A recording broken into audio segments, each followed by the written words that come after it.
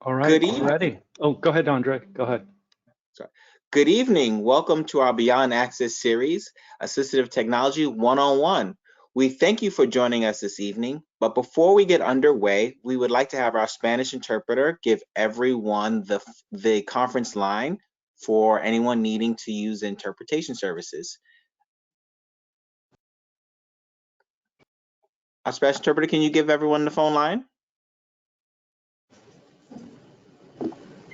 Yes, I will say this in Spanish. Buenas noches a todos. Mi nombre es Marisela. Estaremos proveyendo servicios de interpretación en español. Por favor, marque al número de teléfono que es el número es 720-527-5818. Nuevamente, el número de teléfono es 720-527-5818 y el acceso de código es 160-5474, símbolo numeral. Les pedimos a todos que permanezcan en silencio para escuchar el no ruido de fondo. Muchas gracias. Thank you. All right, thank you for that. So if this is your first time with us using our GoToWebinar system for Beyond Access series, would like to let folks know on your screen, you should see a dashboard. And so want to just do some housekeeping so that folks know how to communicate throughout our webinar session this evening. So on your dashboard, you should see an option for questions and chat. The question section is where we're going to direct you or encourage you to place your questions in for the central office and team to communicate concerns or questions that you have. The chat section is open for everyone to see, but we would like for you to refrain from using the chat section and direct all questions that you have for our central office team in the questions section. You should also see the option to raise your hand. We will not be using the raise hand option for this particular webinar session this evening. And you should also see an option for you to share your screen. We have disabled that option as well this evening. You will only have the option to direct questions in the in the question section of your dashboard. So again, there is a dashboard on your screen, and there you'll see a chat and question section. Please refrain from using the question section of the dashboard. Place all questions that you might have or concerns in the question section of your dashboard, and our central office team will gladly respond to it throughout our session this evening. Okay, it's at 7:05, and I see that we have a little over 100 people with us this evening, so excited for that. Don't want to keep people waiting, so like to get underway. I'd like to introduce myself. My name is Andre Mitchell. I'm the Director of Family Empowerment and Communications for the Division of Specialized Instruction and Student Support. I'm joined by several of my phenomenal colleagues this evening, which are going to be facilitating Assistive Technology 101 for you. But before I do that, I'd like to have one of our other directors give a warm introduction of the team. Suzanne, the floor is yours. Oh, thank you so much, Andre, and so excited to have so many, about 110 folks with us this evening. Know that it's kind of cold and gray out tonight, so I hope everyone is inside, somewhere warm. And we have a really informative presentation tonight to talk to you all about assistive technology. And assistive technology, as you're going to hear much more about, is any device or software or program that helps a student with a disability access their curriculum, socialize with their peers, and just be active members of their classroom and school communities. Tonight, leading this presentation is going to be David Caraca. David is the Director of District 75's Technology Solutions team and a specialist and expert in the continuum of assistive technology services. We are also joined this evening by Assistive Technology Supervisor, Lindsay Huntley. Lindsay also has expertise across the continuum of assistive technology, and she specializes in assistive communication devices and helping students to communicate using a variety of different ways in whatever way and method works best for that student. So we have a lot of information to get through tonight, and hope that you can drop your questions, as Andre referenced, in the question section. And I'm going to turn this over to David and Lindsay right now. Thank you so much. Thank you, Suzanne. Thank you, Suzanne. Thank you, Andre. Good evening. As Suzanne said, my name is David Karoka. I'm the Director of Assistive Technology for District 75. We're so happy to be here tonight with you to discuss assistive technology as part of this Beyond Access series. My partner again for tonight's presentation is Lindsay Huntley. Hello, Lindsay. Evening. Andre, next slide. So we appreciate the opportunity to provide an introduction to assistive technology, where we will be reviewing the assistive technology consideration and the determination process. We will also be providing an overview of a case study of a student who is benefiting from assistive technology to access reading and writing opportunities. We will be reviewing our assistive technology toolkit, and we will leave some time at the end for a question and answer session. Next slide. Yeah, before we do that, some folks who just came in most recently and wanting to hear the interpretation line. We'll also drop that in the question for folks to see, but can our Spanish interpreter please repeat the Spanish conference information one more time?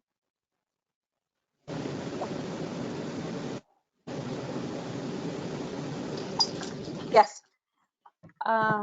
To join this, para unirse a la interpretación en español, por favor, marque al 720-527-5818. Ingrese el acceso de código 160-5474, símbolo numeral. Nuevamente, el número de teléfono es 720-527-5818. Ingrese el acceso de código 160-5474, símbolo numeral. Gracias. Thank you. Thank you, David. Thank you. So we will, for the agenda for tonight's session, we're going to be introducing the two assistive technology teams and the shared mission of both teams. We will be reviewing the distinction between assistive technology, also known as AT, instructional technology, or IT, and universal design for learning, UDL. We will be defining assistive technology according to IDA, or the Individuals Disability Education Act, which is the federal law that supports students with disabilities. Where we will review the AT consideration and the determination process, and discuss how the relationship of these processes supports with IEPs. We will also be presenting a case study using what's called the SET framework, which can help IEP teams identify the needs and AT tools required to support students. And then we will also be reviewing our AT toolkits and present some of the tools that are most commonly recommended for communication, reading and writing, math and executive functioning, better known in our world as organizational skills. Andre, is there any way there's some feedback? Is there perhaps like a mic that's on, or no? Let me take a look. One of our attendees has their mic on. Hold on one second. Is that better? Let's see. I think that may be better. Yes. Okay. And again, we will have a Q&A at the end. Next slide. Thank you, Andre.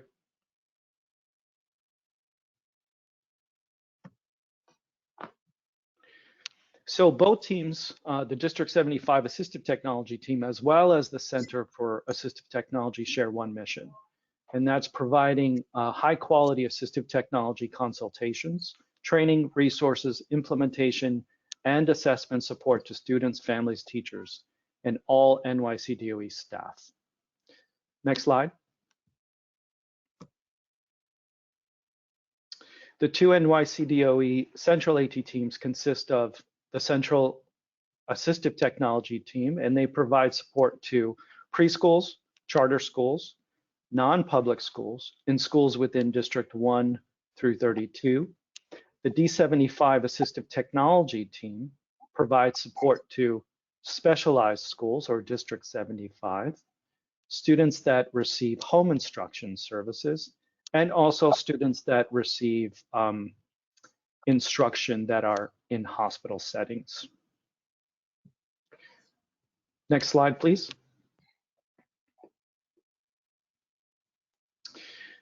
This is, I'm going to read this slide because this is an update to our AT determination process that will have great positive impacts on identifying students that need AT and providing them the tools that they need.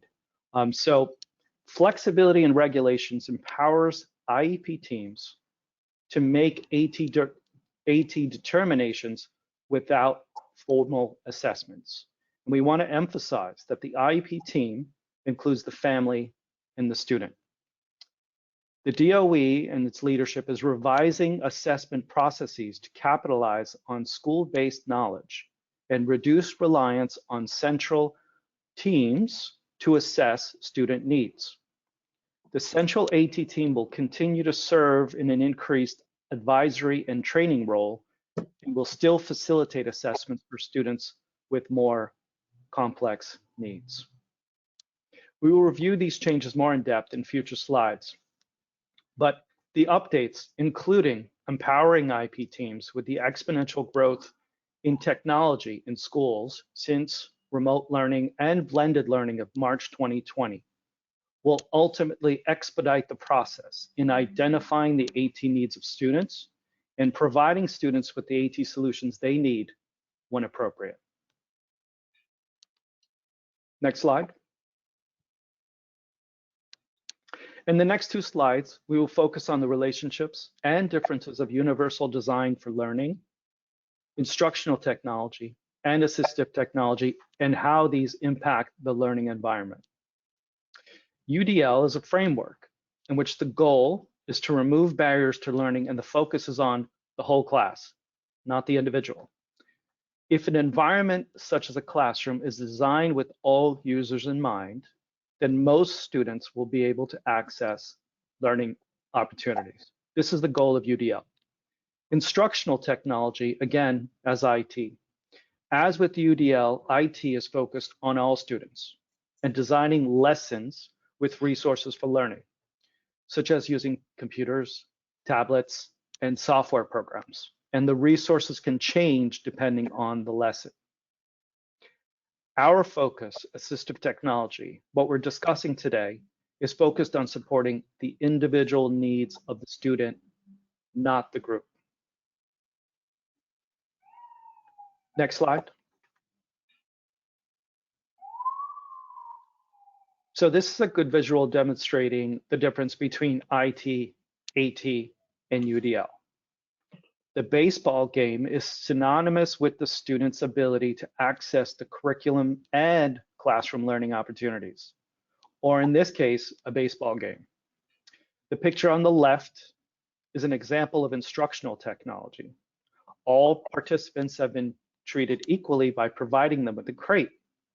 If we focus on the student on the right, we notice that even with the crate, the student is not able to access the game. The second picture is an example of assistive technology. The individuals are provided supports based on their need to be able to access the learning opportunity. The third picture is an example of universal design for learning, where the focus is removing the learning barrier for all students. In this case, the fence, which is an important point. Sometimes a student or students may not need additional supports if the curriculum is universally designed. Slide 9. Next slide. Thank you, Andre. So in this slide, we're delving deeper into the differences between IT, instructional technology, and assistive technology, which can be confusing as IT and AT involve technology in supporting students. Remember what we discussed in the previous slide. IT, like UDL, is focused on supporting a group of students, where AT, the focus is on the individual needs of that individual student.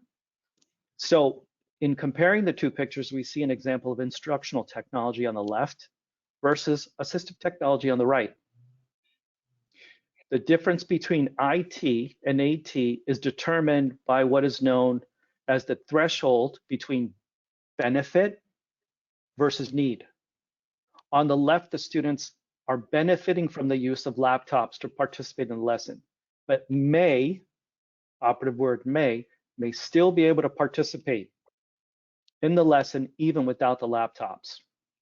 Whereas the student on the right has assistive technology that has been designed for their learning needs. Without AT, the student cannot access the curriculum, or it'd be very, very difficult to do so.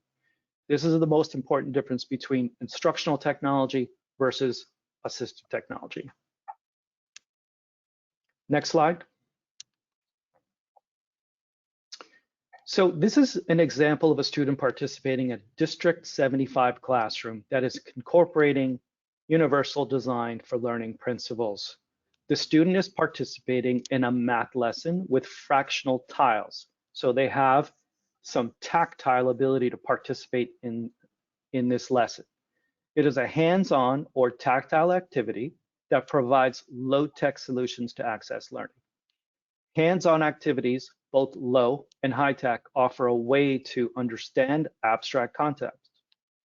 With some adaptations and thoughtful strategies, math, literature, history, and other subjects can be presented in ways that make the information accessible for all students. Next slide. So, thanks to Suzanne. She helped us define assistive technology right from the beginning, but we're just going to reiterate or remind people with this definition. So, according to the Individuals with Disabilities Education Act, which again is a federal law that supports students with disabilities, AT is any piece or any item, piece of equipment, or product system, whether acquired commercially off the shelf, modified, or customized, that is used to increase, maintain, or improve functional capabilities of individuals with disabilities. Next slide.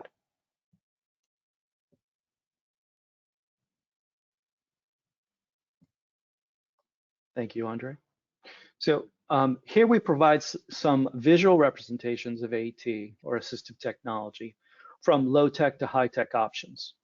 Low-tech options can be simple, requiring little maintenance. I think on the top left-hand corner, if you can see, there's a pencil grip there, where high-tech options are can be sophisticated communication devices and are more complex and require support and training.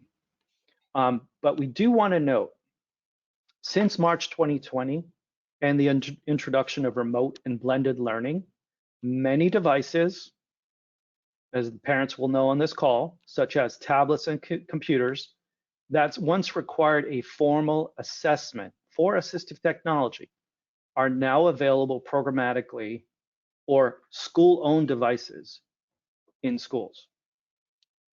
If an IEP team, and we'll touch upon this throughout the presentation, if a need is identified by the IEP team, these devices, programmatic or school-owned devices, can be assigned to a student as assistive technology and reflected on the IEP if it is identified, again, as a need by the IEP team. Next slide. So we're starting to go into the consideration process for assistive technology. We're referring back to IDEA. So by law, specifically again, IDEA, students with IEPs must be considered for assistive technology needs prior to IEP meetings. Just to reiterate, from a best practice perspective, school-based teams should consider the assistive technology for all students with disabilities prior to an IEP meeting. The AT consideration process relies on collaboration between the IEP team members. We want to reiterate again, this includes the parent and the student, and the team should ponder and ask questions such as, can this student benefit from assistive technology to help them meet their IEP goals and access their curriculum? Just a few questions can prompt a conversation that may identify the AT needs of a student. And that's the main goal. As we will refer a few times during this presentation, the AT consideration process is ongoing. Next slide.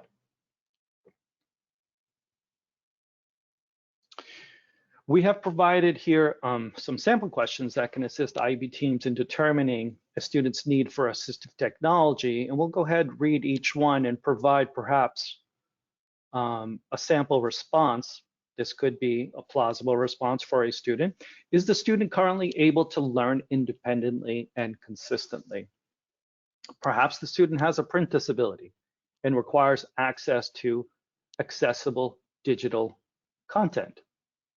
Is the student currently able to demonstrate what they have learned? Perhaps the student presents with communication challenges and may need access to an alternative augmentative communication system. Are there any technology and/or strategies currently used by the student? Perhaps the student has access to, which we just discussed, programmatic or school-owned tablets or laptops, and needs the built-in accessibility tools such as text-to-speech or speech-to-text to engage in their assignments. Lastly, how successful is the student with current technologies and/or strategies in place? Maybe the student is using a school-owned device, and perhaps the student can benefit from specific software to assist with organization. Again, the objective is to ask relevant questions based upon the student's needs and their IEP, and then to determine if the student needs access to assistive technology. Next slide. So after the IEP team considers the needs for assistive technology, they have to answer this yes/no question. So if it's a no, the student doesn't require assistive technology to access the curriculum. Maybe the student may be benefiting from the current structure of instructional technology and strategies provided by their IEP team and does not need additional supports. Or the answer is yes, the student may need access to assistive technology supports to access the curriculum. We will get back to this yes in a couple of slides. Next slide.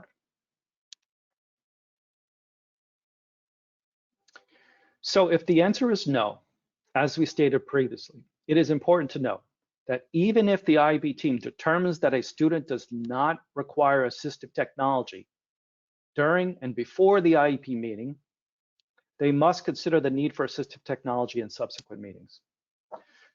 Student needs and expectations change, including work demands, and assistive technology must be considered at a future time. Additionally, the consideration process, even if the answer is no, but it still may inform the IEP team to make suggestions throughout that IEP, for example, for the student to use instructional technology, as is stated here, to access built-in accessibility features. Let's get back to the yes. Next slide, please. So if the answer is yes, the student may need assistive technology to access their curriculum. A school team can follow the steps below based on the needs of the student. This is not necessarily a hierarchical list. So the school team may use the consideration checklist to identify the need and the AT tool required, or the school IEP team can request a consult with one of the central AT teams to assist with the consideration process. School IEP teams can use existing IEP team reports in progress to determine the need and AT tools required for the student. or during the consultation session, the IEP team, in collaboration with the central AT teams, can determine that an assessment is required to determine the AT needs of the student.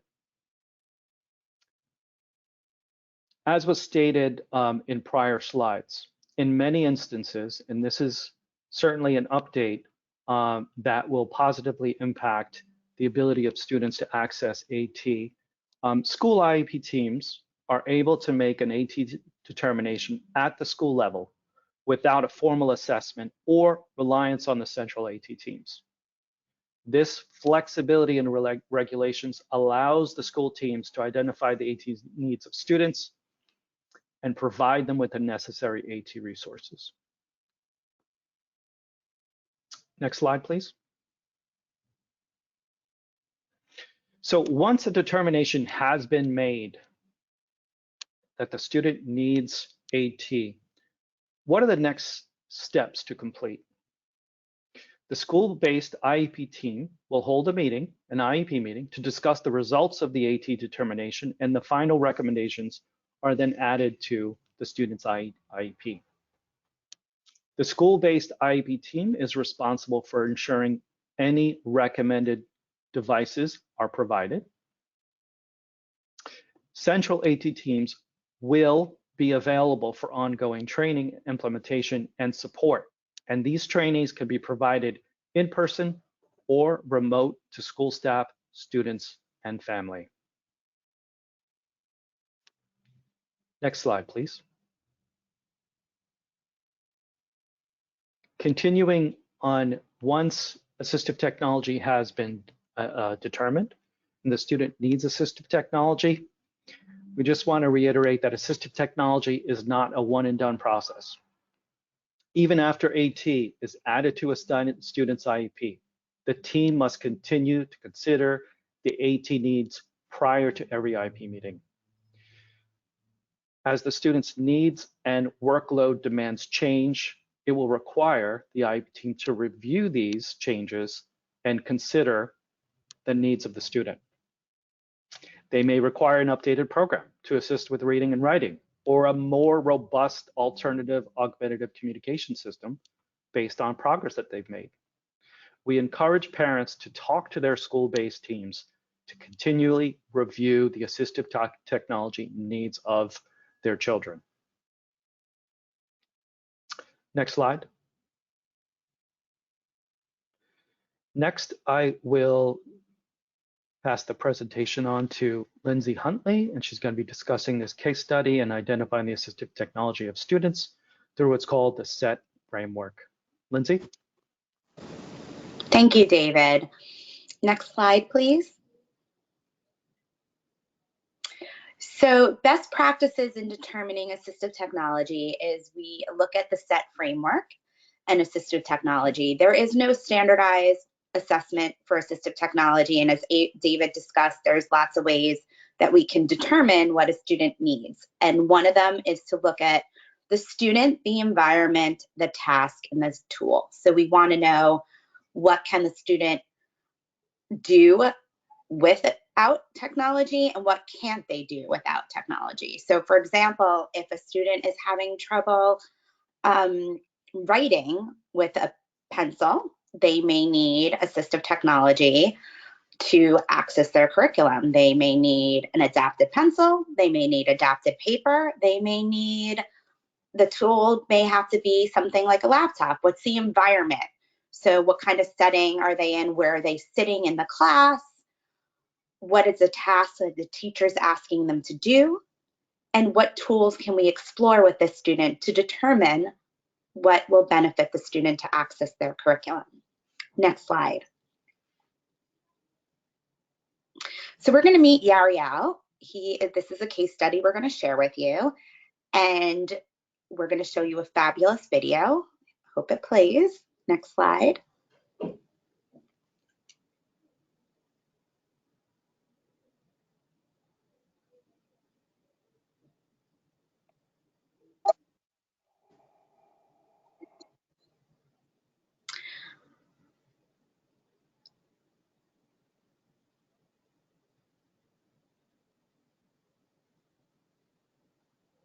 So this is just showing you Yariel as we, the day of his assessment and training at his school. There was supposed to be some music, but it's not working. We apologize. So here he's using a scanning pen. He's using a laptop and looking at the AT features in Kami.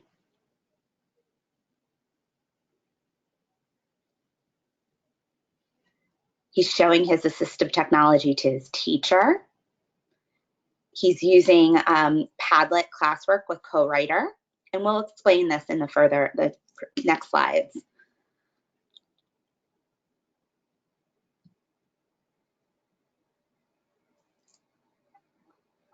So now we're going to look at the set framework. So the student, Yariel, is a 10-year-old student. He's in 4th grade. He's in an integrated co-teaching classroom.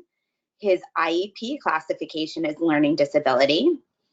He is bilingual in Spanish and English, and he has stronger academic skills in English. He attends a New York City Department of Education school called the Bilingual Bicultural School, and his related services that he receives are speech and counseling. Next slide, please. So when we were looking at the environment and trying to determine the assistive technology, we wanted to engage in different languages and different settings. Yariel is in an integrated co-teaching environment. He learns in English. He gets speech and counseling in a separate location, and at home, he lives with his parents and Spanish is spoken. So he's often not able to complete his homework as there's no one to explain to him at home or help him to read and understand what he needs to do. Next slide, please. So if you can, there's more pop-ups in that slide, please. So I guess keep clicking. Yep, 2 more times. Thank you. So when we're looking at the task, the 4th grade classroom, so for reading, the student has to read directions, word problems, read passages, worksheets, read online, read books, do media research, read textbooks, read chapter books, and have independent reading time. That's what he has to do in reading. In writing, he's responsible for short answer responses, independent writing, graphic organizer, and handouts and worksheets. In math, he needs to read and solve word problems, do computation, and utilize various manipulatives. And in social studies and science, he needs to read, write, and fill out graphic organizers, do online research, and use classroom tools. Next slide. So here you can see an example of his handwriting without the use of assistive technology. So we're still looking at the student. Yariel attempts to write as best as he can and then reads his work to one of his teachers. So you can see on top, that's what he wrote. And when he was reading it back to his teacher, because it's difficult to read, because it's illegible, he read back, there's a boy named Jacob, and he went to the supermarket with his mom. But in the above sentence, it's very hard for the teacher or unfamiliar people that don't know his handwriting to read what he wrote. Now we're going to look at his reading. Next slide. So if you can click again twice to show the pictures. So his reading level, when he reads independently without the use of assistive technology, he's reading at a kindergarten level. But when he was able to be given the assistive technology with an e-text reader, he was able to read and comprehend at a 4th grade level. So AT doesn't remove the learning disability, and the student will still need teacher supports with understanding and grade level vocabulary. Additionally, needing to support for task focusing prompts and teacher check-ins. All those things are still important. We don't eliminate all the environmental factors, and the student, we will still need to support with background knowledge. So what we're saying is with the tool of the e-text reader, we're able to accommodate him in a 4th grade, 4th grade reading level. So it was a huge amount of progress just with the e-text reader. If you can go to the next slide, please. So here we use the protocol for accommodations in reading. This is a tool we use to assess how Yariel does with reading when using an e-text reader. So based on interviews with his current special education teacher, Yariel's reading benchmark is at level 1, which was below grade level standards. And the student is reported to be reading at a kindergarten level using Fontes and Pinnell as an assessment tool. He has been receiving reading intervention at the school using the Recipe for Reading and Orton-Gillingham approach to phonics and decoding, fluency, comprehension, and vocabulary are factors that most impact Yariel's reading. So current interventions that the school was doing already was they were doing a reading intervention program, they were visualizing questions, read out loud, and guidance and prompting. And students were expected to follow reading materials in the classroom, such as reading directions, word problems, read passages, worksheets. So Yariel had difficulty doing all these expectations without the use of assistive technology.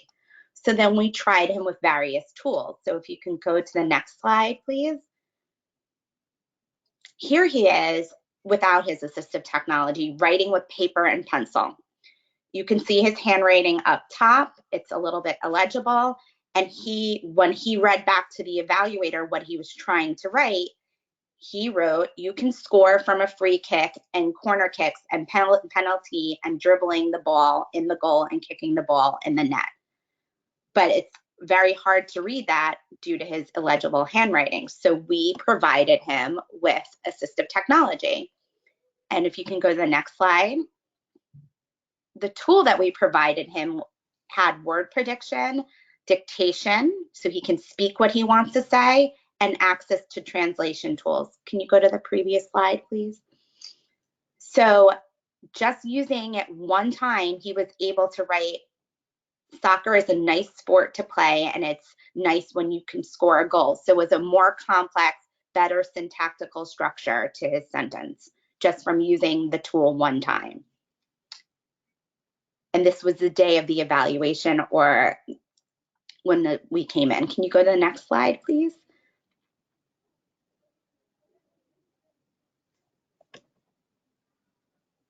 Okay, so these are the tools that we recommended for Yariel to use to access his curriculum. So one of the primary tools is G Suite for Education, which is a universal design for learning tool because all our kids have access to it.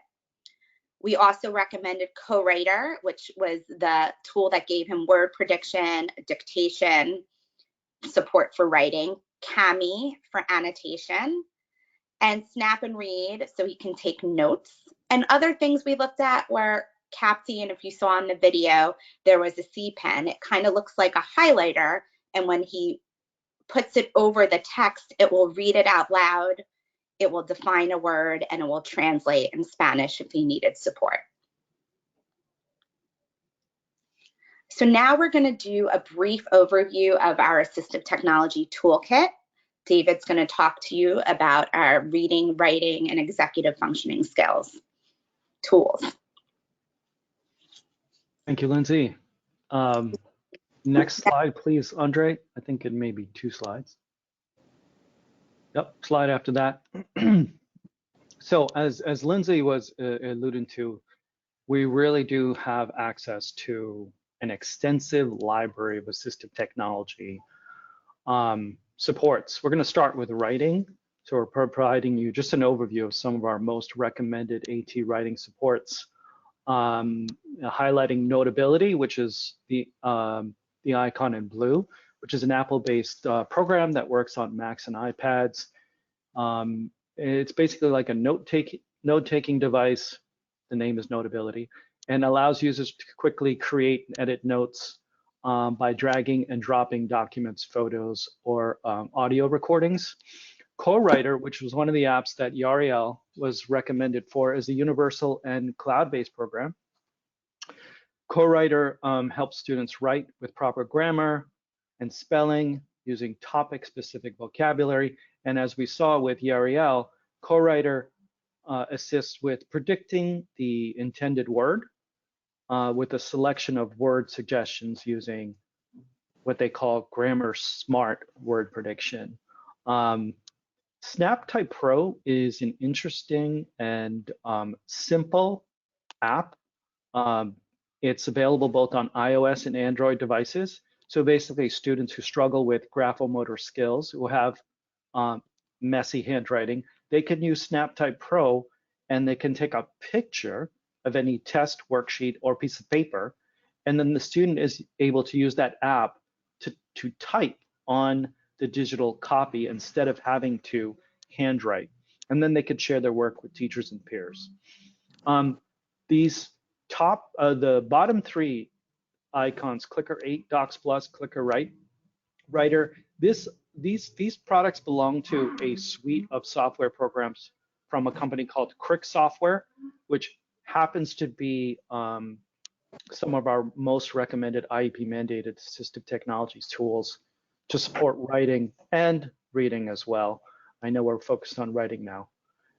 And they can support students that are at that early literacy level, who may need things like sentence starters, to students who have some physical access issues and they may require switches, to students who maybe are participating in standardized assessments, who may require some simple supports like word banks or organization pages. Next slide. So our AT Toolkit also consists of a number of resources to assist students with reading. We do want to highlight Bookshare and Learning Ally. The New York City Department of Education has an ongoing relationship with Bookshare.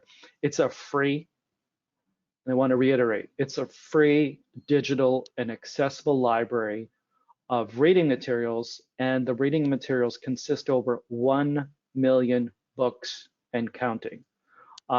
Schools are able to set up what's called organizational accounts, and students are also able to have individual accounts. So think about those students who are maybe in school 10 months a year and they have those 2 months off during the summer.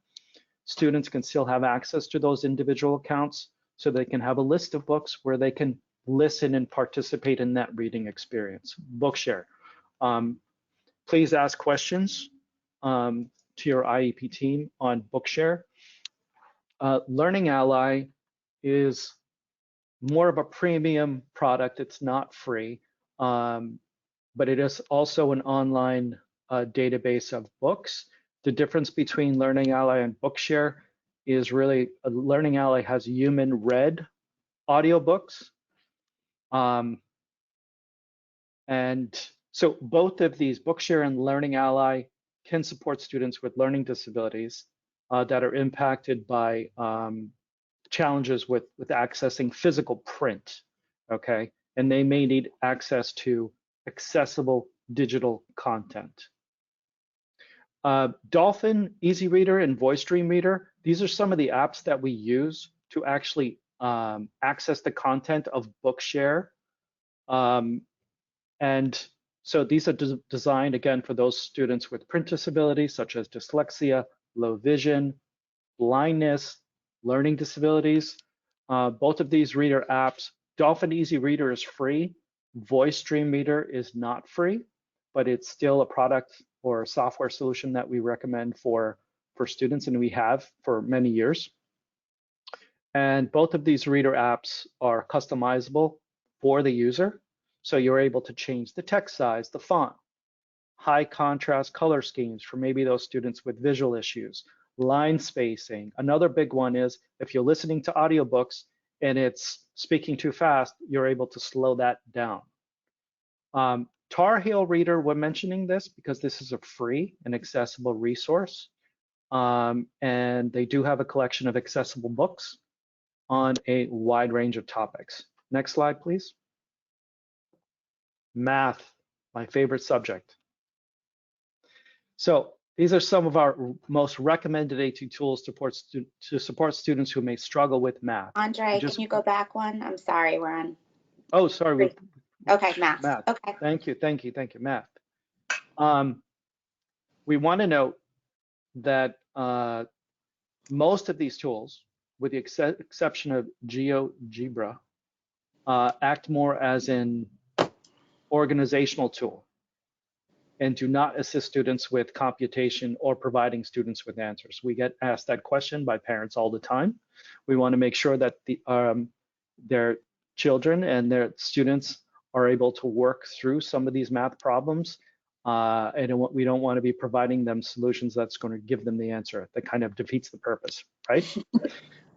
We do want to highlight ModMath because it's a free and it's a unique tool. It was created by two parents that have a child with dyslexia and dysgraphia. It offers kind of a streamlined multi-sensory approach for kids with messy handwriting and those that struggle, again, with lining up problems.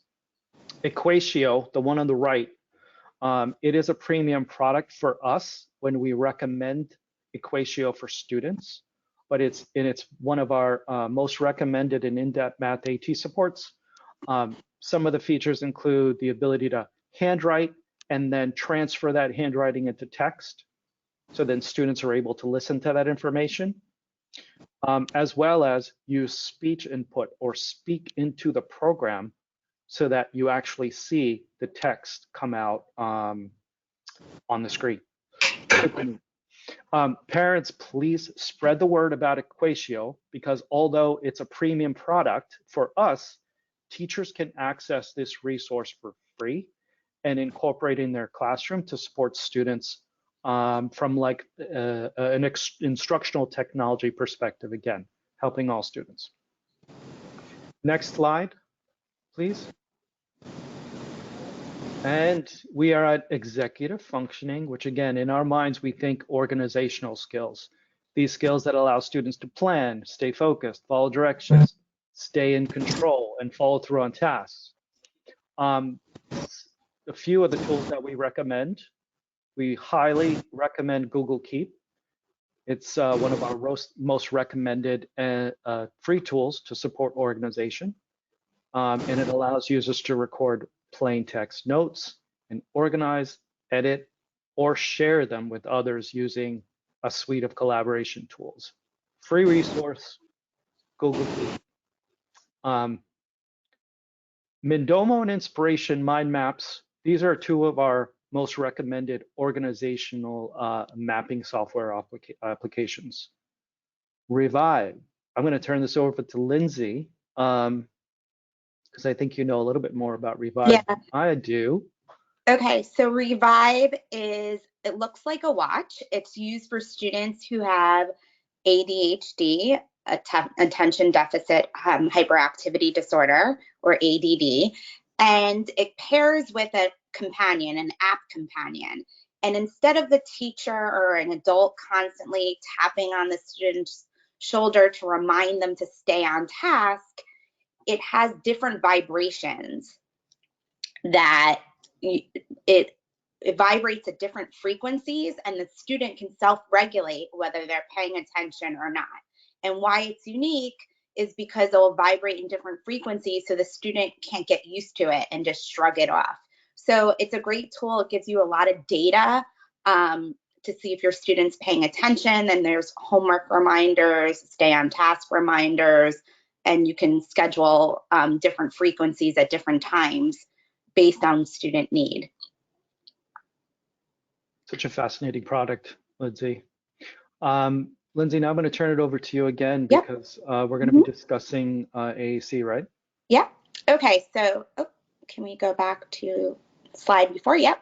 So we're going to talk about communication, alternative and augmentative communication. So this is used if a student is non-speaking or has limited verbal ability, or they may have an articulation disorder or apraxia of speech. And there's a continuum of AAC. There can be low tech, where you see the red and green buttons, and it can be a student just touching a simple message, yes, no, my turn. It can be a communication paper-based board, or a picture exchange communication book where there's various symbols on a book and the student can point to or exchange the symbol. And as you move up in the continuum, you have simple leveled speech generating devices where the student presses the button and there's voice output to say maybe, I want to read a book.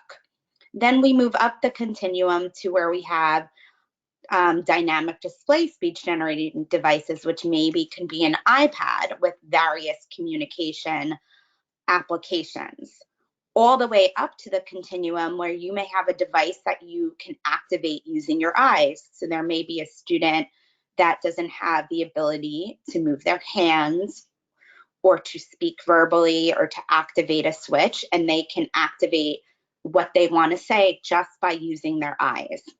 So there's a variety of tools that we can use to determine which assistive technology is appropriate for a student that is struggling with communication and needs to access their curriculum.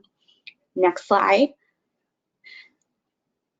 Here are some examples of, these are iOS apps, some of the communication apps that we use. As you can see, there's different levels and layouts, and they're organized differently. So when we go in and we look at your student or your son or daughter, we try to determine or help the school-based team determine which would be the best application for their student. Most of them are iOS based, with the exception of Cough Drop, which is on the upper right. And Cough Drop is the only communication application that will work on an Apple device, a computer, a PC computer, a Chromebook, and an Android. So it works through, it's web-based, so it'll work on any platform, but all the other applications here are only available on an iPad. Next slide, please. So we want to talk about some of the key takeaways. The professional expertise available on IEP teams, combined with readily available technology tools in our schools already, can assist in determining the AT needs of students. So consultative support and training, if needed, is available through the central AT teams. And assistive technology is most successful with collaboration and ongoing communication with all stakeholders who work with the student. And the family is a very important stakeholder. And as we touched upon earlier, that the Department of Education is revising AT assessment processes to capitalize that school-based staff have the knowledge and reduce the reliance of coming to the central team to assess students' needs. Next slide, please. So here's some additional resources. So you can click on, you can't click, but you can Google the Assistive Technology New York City DOE, and you'll come with the link above. But if you have a phone or iPad at home, if you have an iPhone, you can open up your camera and see where that little dinosaur is. You can put your camera up to the QR code, and you will be able to see our AT and AAC support Google site. If you have an Android and have a QR code reader, the same thing, or an iPad. If not, you can quickly snap a picture of the Google site and you can type it into your browser if you don't have a QR reader. Next slide. If you have additional questions, you can always contact the Special Education Office at specialeducation@schools.nyc.gov. The Assistive Technology Office for the Center for Assistive Technology. Again, we service districts 1 through 32 and CPSE and CSE students. You can email us at catteam@schools.nyc.gov. And for District 75, you can email them at d75atteam@schools.nyc.gov. And we now have opportunity for if there's questions, Suzanne and Andre. Hey, hey, Lindsay, this is Suzanne. Can you just mention Saturday Academy? Yes. And folks can use the CAT team email, and then we can send them the survey. Yeah. Okay, great. Thank you. So there's a fabulous new initiative that the Special Education Office has, is we have Saturday Academy.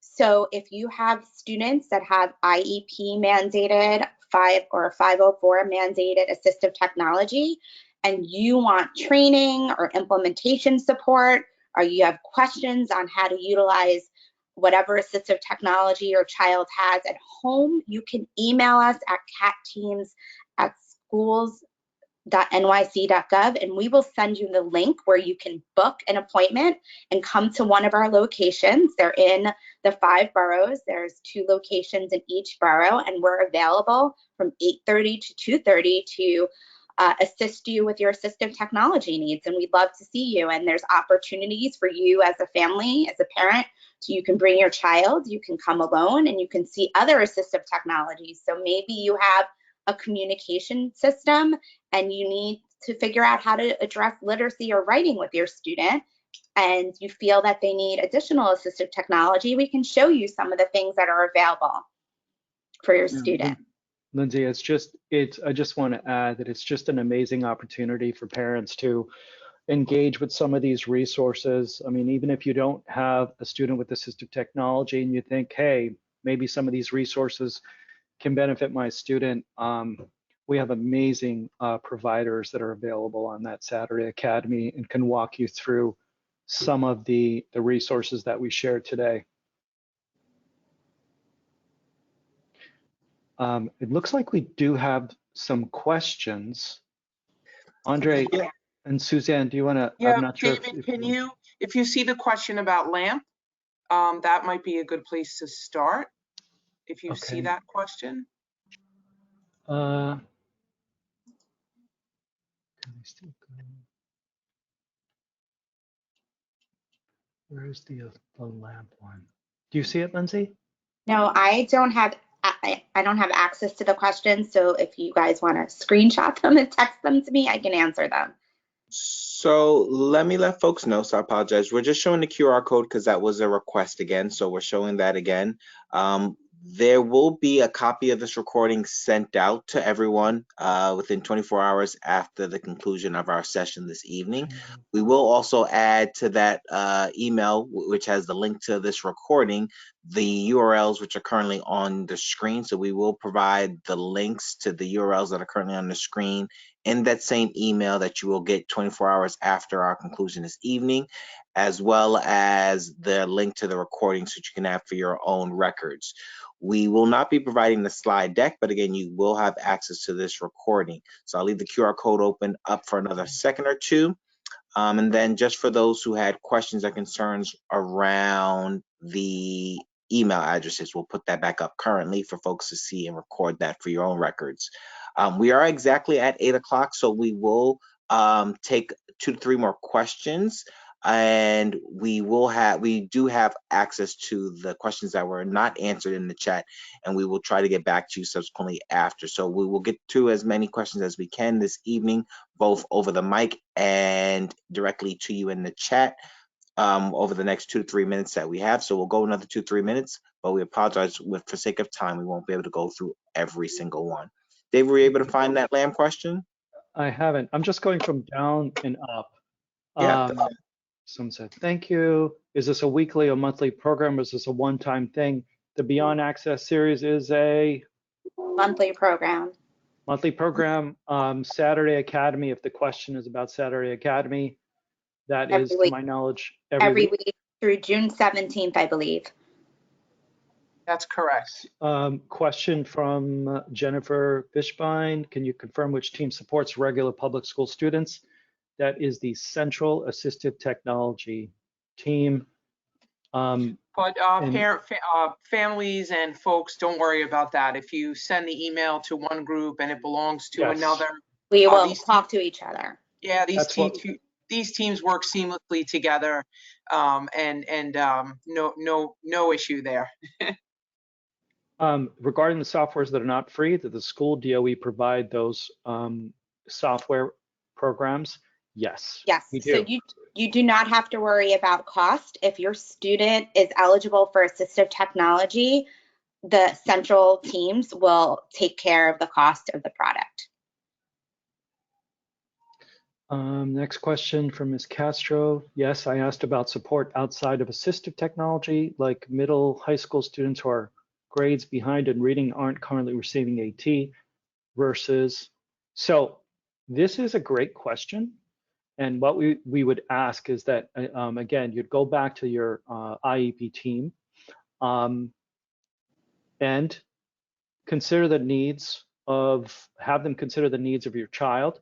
Perhaps this particular student, upon consideration, may benefit. There's a need for assistive technology to support their reading and writing. Let them know that you had this presentation, and if they have any questions about assistive technology, we can certainly support you and the school team. Can I get the QR code to work? I think that's an Andre question. The IP agrees to using AT for students to start. David, can you speak to if a parent has a child who has hearing delays or hearing deficits, and who would they contact? You know what? I'm just going to say contact me at D75 AT team, and I will assist in that process here in the District 75 office. So and certainly. David and Lindsay, this question has come up a few times in the chat. I've answered a few, but it's a really important question. What if my child had AT, but it was broken?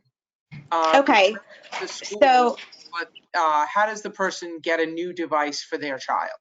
So if it's broken, you can also email CAT team, and we have tech support. So we can send you guys the link for tech support, and you can fill out a ticket. And if we can fix it, we will fix it. If not, we will replace it. Thank so you. You can email catteam@schools.nyc.gov, and we will send you the link to our tech support.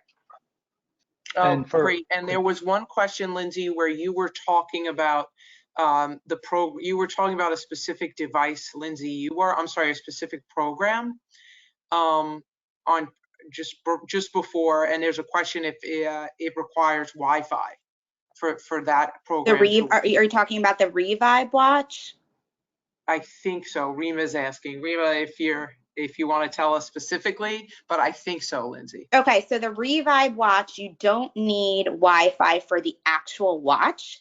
You do need Wi-Fi. The companion app lives with the teacher. So, and the parent has access to that also. So if you want the data from the watch, you need Wi-Fi, but the actual watch, you do not, the student does not need Wi-Fi to use the watch. This is a great question by Ms. Casata. How long does it take once the IEP team agrees to using AT for the student to start receiving AT? As soon as it's on the IEP and the student has that equipment in their possession, the IEP team has that equipment in the possession and the software programs, it's a go. The student can start receiving the assistive technology that they need. Rima asked a question, Ms. Izquierdo, you maybe cough drop. I think maybe that's cough the drop. one. Okay, it was about cough drop. So Rima, cough drop is an AAC app. It is available on any platform. There is a 60-day free trial. So if you Google cough drop AAC and you wanted your school team to try it with your child, you can do that. And it's available on a Chromebook, a PC, an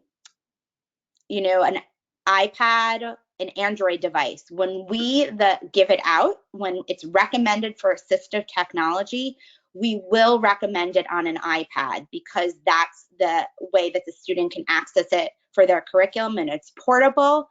But the advantage of it being available on other devices is that it could be used on a cell phone. If you are at a restaurant, you don't bring the device, the DOE device. It can be used on a computer or Chromebook. So you have other options with the account that the DOE provides. Thank you, Lindsay. There's a question about the how to find the DOE sites, how to find the locations of the Saturday Academy. Yep, I'm going to send that to Rima directly, and it is also posted on the DOE's website, the specific sites, and I will put that as well for everybody here. so that everybody can have access to that as well. I see the question for students who may be hearing impaired. Ms. Ellis, please reach out to me directly at the D75 AT team. Sorry, reading.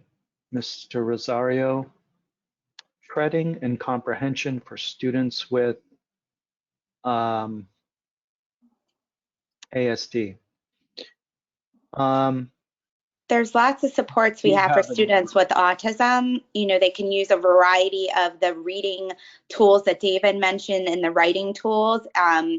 So, you know, please go to your IEP team if you would like to explore assistive technology for your child with autism. Oh, I found the LAMP question, Okay. which I think is important because does the communication app like LAMP get updated? Yeah. And this particular parent, her son's iPad with LAMP keeps crashing. So that would be, So good. again, if there's a tech issue, you can either email catteam@schools.nyc.gov or the D75 team, depending where your child is, and we will offer you tech support. And if the iPad is, you know, older and it cannot be supported anymore, we will provide you with an updated iPad and Lindsay, that LAMP on a new iPad. That's right. And it's important to note that we have the ability in the last number of years to remotely connect with these devices. And if an update is required, usually they update automatically, but sometimes we need to push an update. If Lindsay, like you're saying, if it's a bit older device, and if it needs to be replaced, right, get it replaced. This week, should I bring my son's device? Salisha, please do bring your son's device. If it's a communication device, we emphasize that that device should be with a student at all times. It's a great experience. Bring it to Saturday Academy so that they can incorporate it into the routines. Yeah, you can actually, when we, if you email us, we can send you a booking, and then you can book a specific time that works for you and your family to go to a specific location to get support.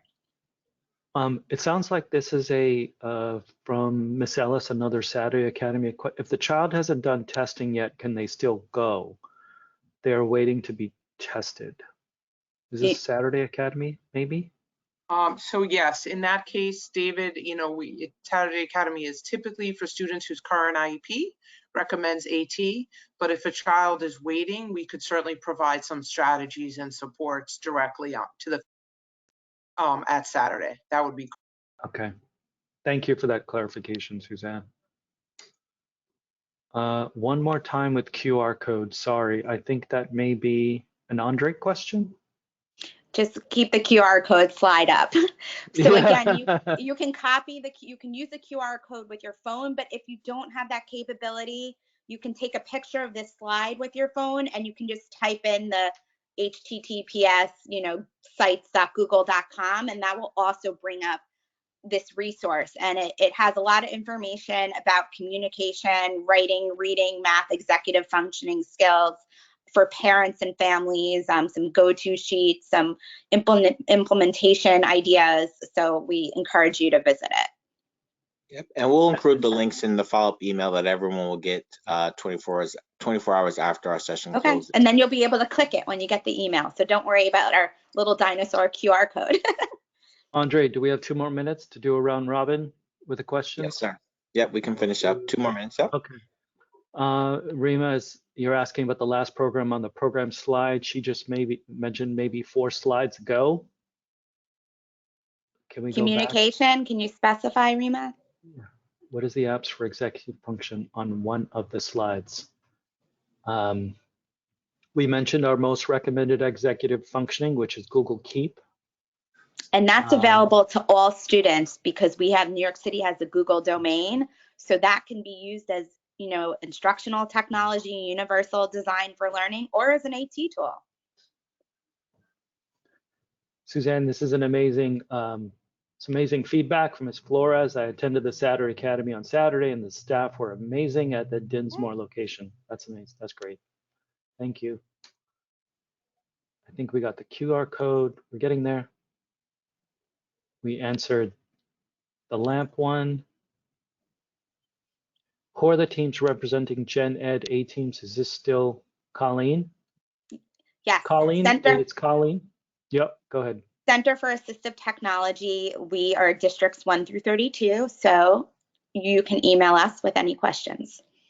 But as Suzanne said, Colleen, myself as the directors, we work closely hand in hand with Lindsay and all the rest of the supervisors. So if there's, emails that go to either team, we always direct them to the right person. So don't worry about whoever you email, we will make sure we answer your questions. The last program that works on all devices? Cough Drop. Cough Drop. Thank you, Natasha. And I think we answered the Wi-Fi connectivity. Is this being recorded? Yes.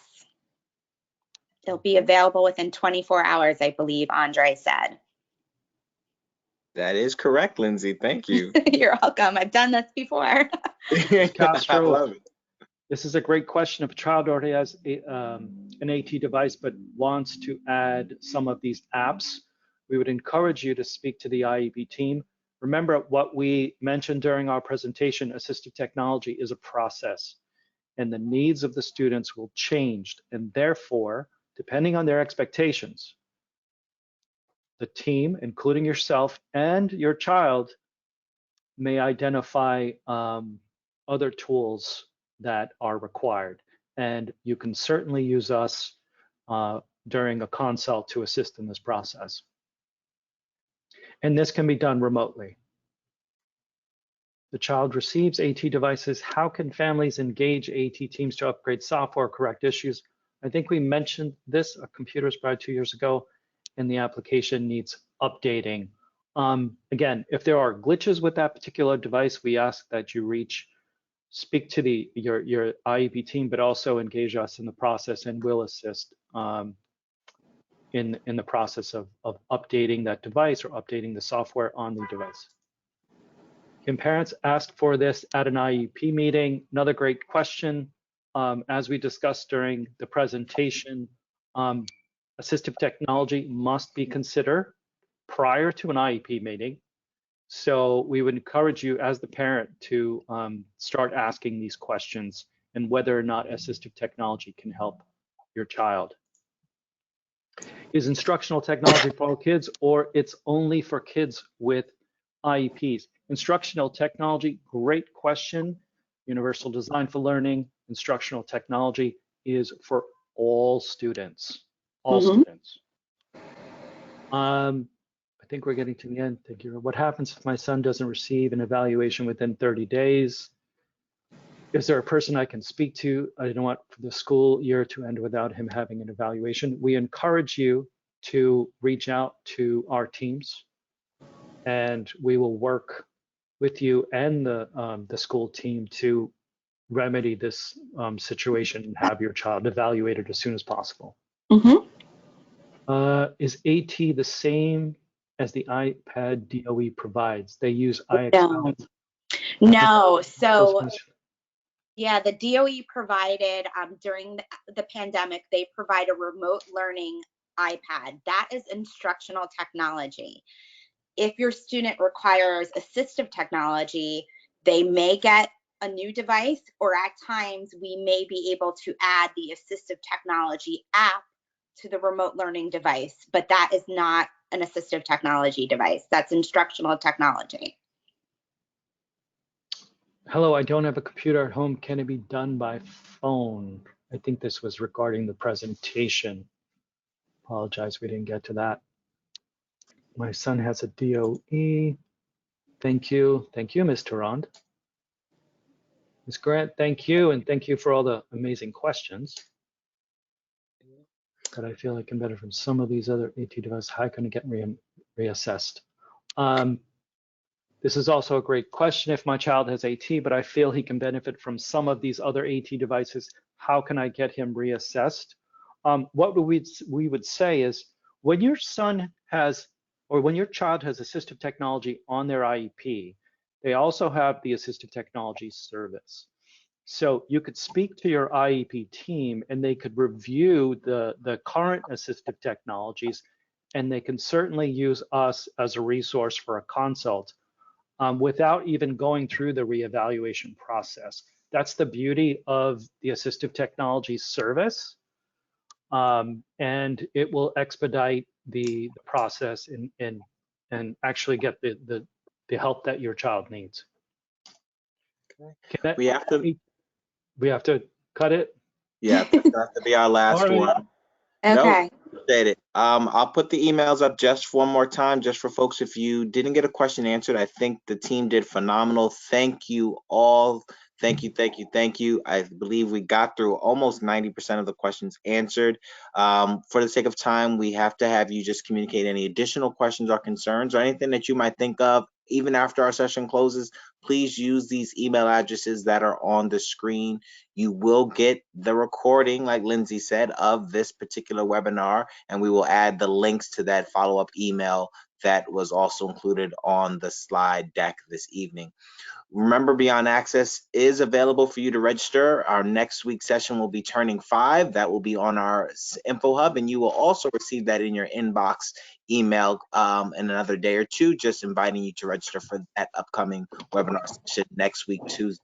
I want to give a big applause to our presenters this evening. Thank you, thank you, thank you. Thank you, have parents. been phenomenal. Thank you, Of course, Dave. anytime. And thank you, Suzanne. And Thank you, thank you Suzanne. to our central office staff in the back end, Christine, for answering questions or concerns and managing our tech. And again, this has been our pleasure to serve you. We look forward to seeing you at another Beyond Access session. And thank you. Have a great evening, everyone. Thank you, Andre. Thank you.